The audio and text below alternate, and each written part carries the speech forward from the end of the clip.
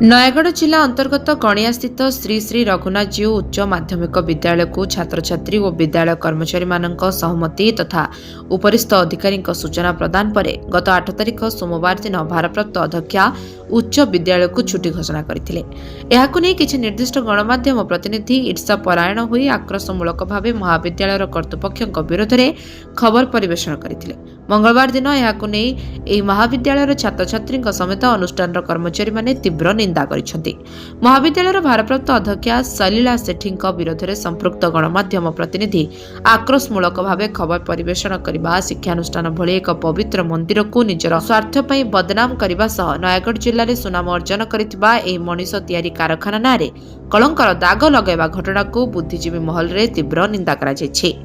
तो सूचना अनुसार सरकारी छुट्टी व्यतीत शिक्षानुष्ठान गुड़िक वर्ष को 2 दिन संपृक्त शिक्षानुष्ठान कर्तृपक्ष लोकाल छुट्टी घोषणा करें राज्य सरकार शिक्षा विभाग द्वारा अधिकार प्रदान कर चलित वर्ष गणियार युक्त 2 महाविद्यालय कर्तृपक्ष उभय कर्मचारी और छात्र छात्री सहमति क्रमे गत नवेम्बर मास 25 तारिख और डिसेम्बर मास 8 तारिख में पत्र संख्या 116/2025 अनुଯାयी लोकाल छुट्टी दिवस घोषणा करथिले। ए संपर्क में अध्यक्ष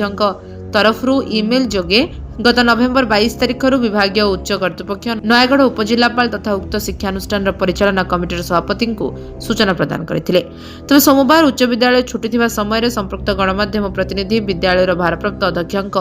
कौनसी मतामत न दे विद्यालय को बदनाम करने खबर परिवेषण करने केते युक्तियुक्त बुद्धिजीवी मानक महल में आलोचनार विषय वस्तु पलटि जाइछि। ए संपर्क में उच्च विद्यालय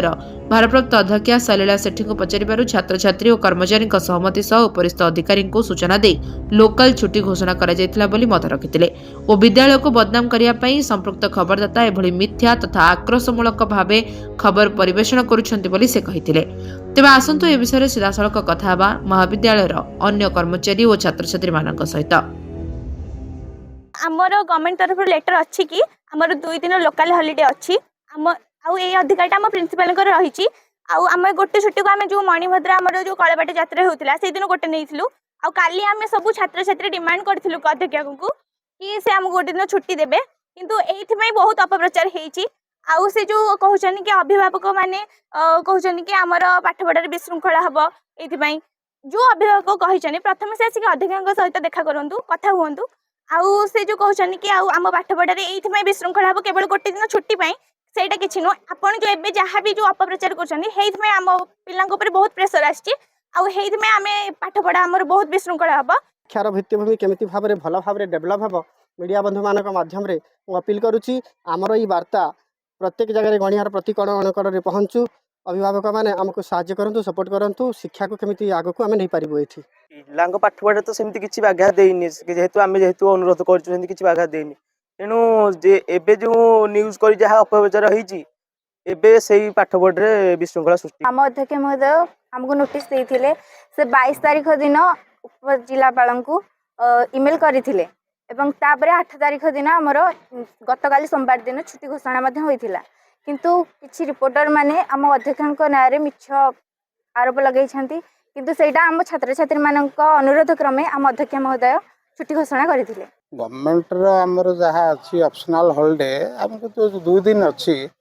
से 2 दिन हूँ कम्प्लीटली